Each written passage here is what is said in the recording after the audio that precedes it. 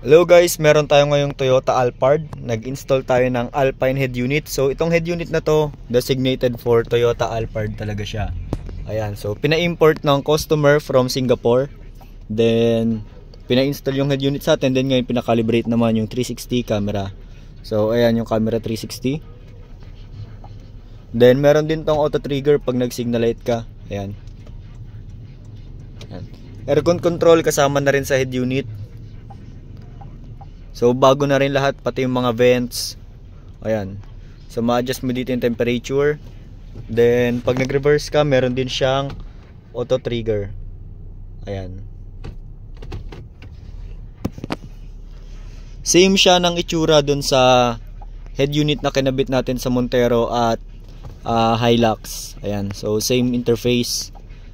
May mga na-add lang features dahil yung aircon nandito na sa head unit.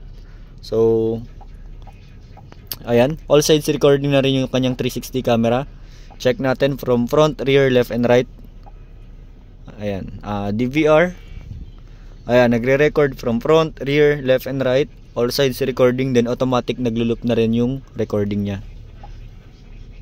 Then meron din siyang iba't ibang application tulad ng Waze, Netflix, YouTube Music, Spotify, Disney Plus.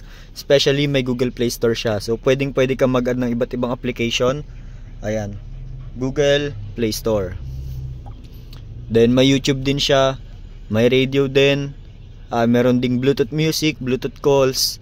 Wala lang siyang Android Auto and Apple CarPlay, pero kaya niya na mag-run stand alone. So yun lang. Thank you.